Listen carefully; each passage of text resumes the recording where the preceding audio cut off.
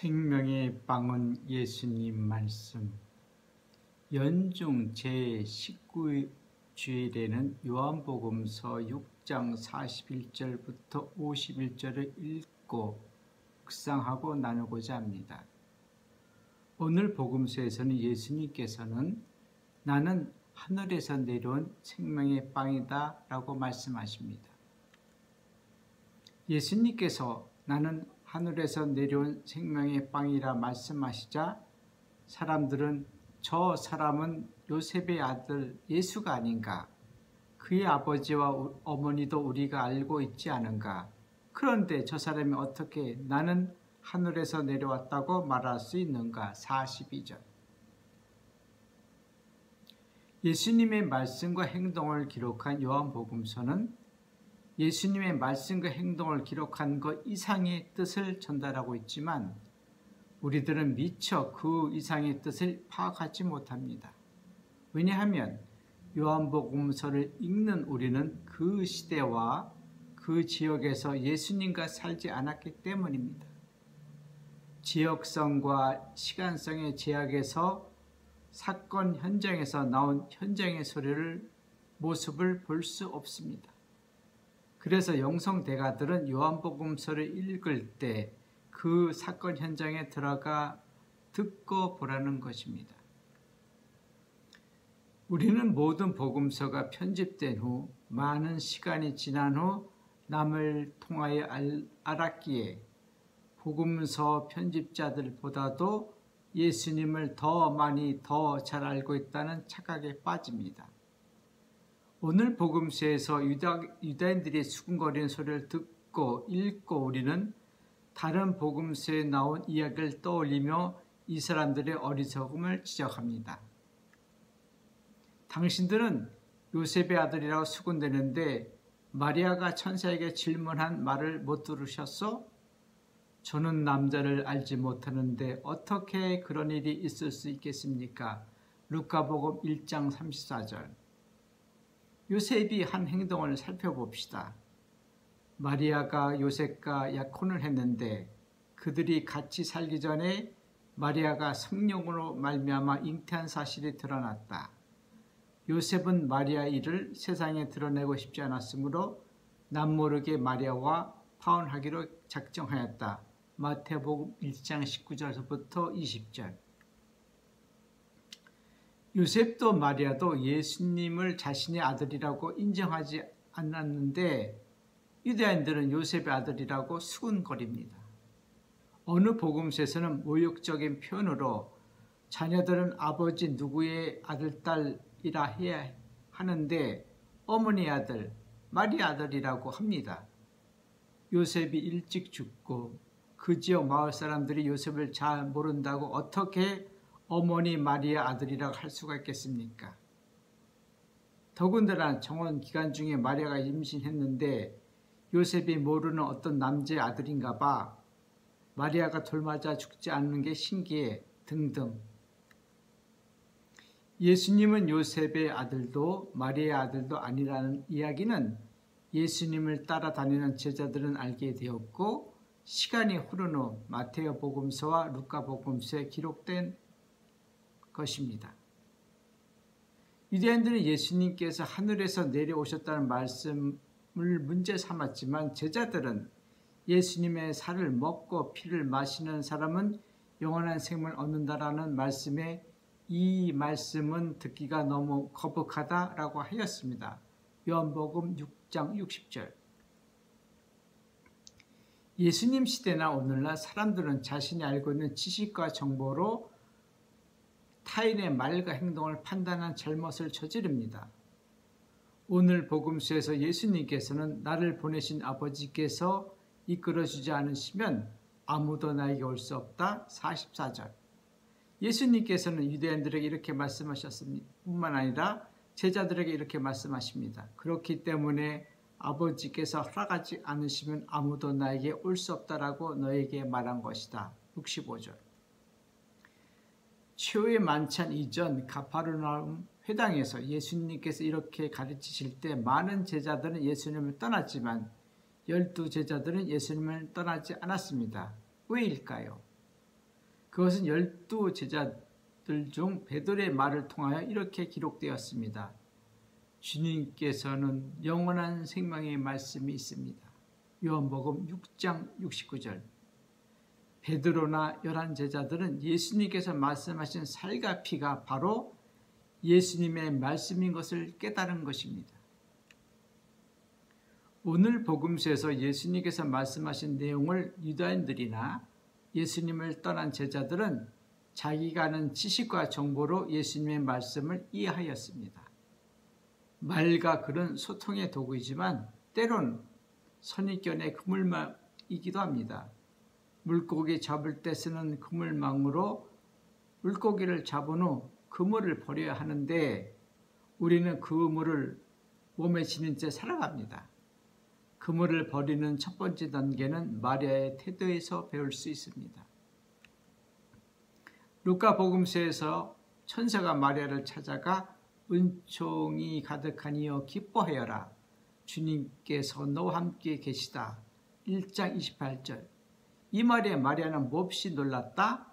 그리고 이 말씀 인사말이 무슨 뜻인가 하고 곰곰이 생각하였다. 1장 29절.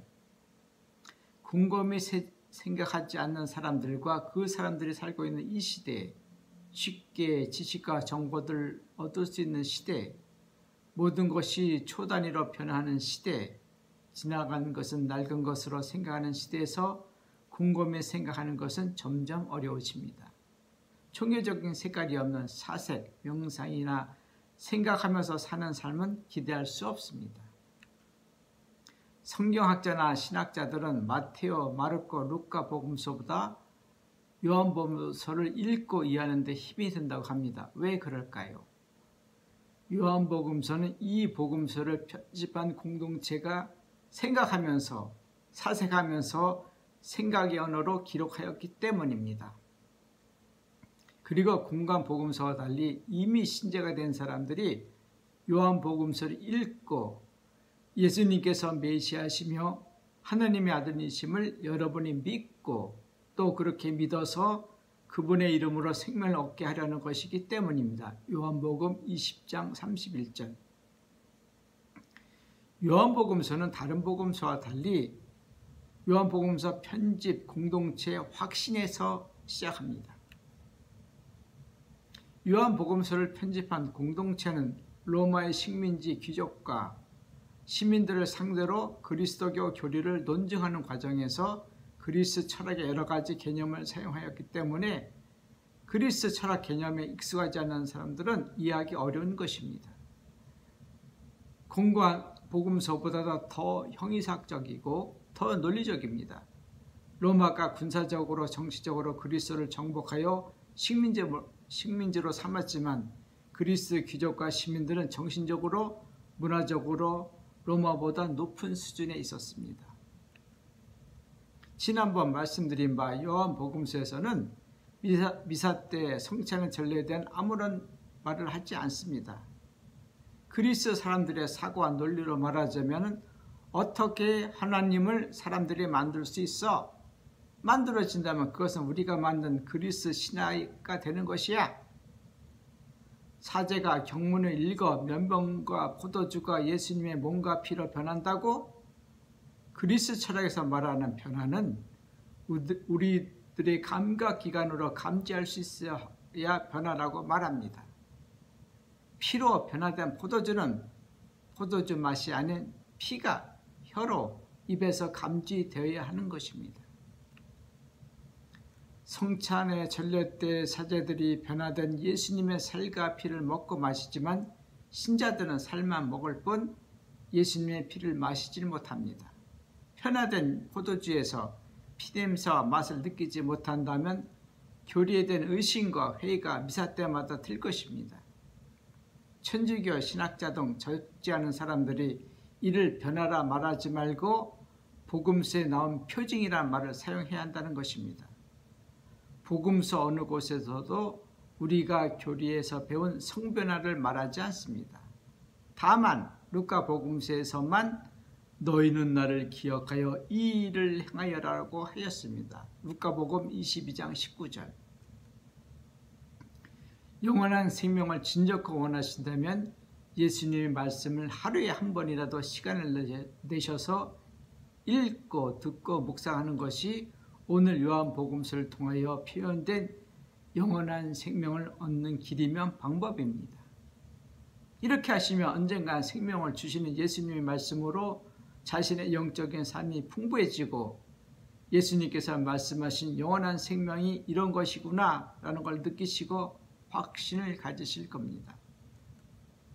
성경 말씀을 읽고 묵상이 어려우시다면 매일 시간을 내셔서 두 가지를 생각하시면 좋을 듯 합니다. 첫 번째는 더럽거나 끔찍하거나 기분 나쁜 것 등 생각하고 싶지 않은 것을 일부러 생각하십시오.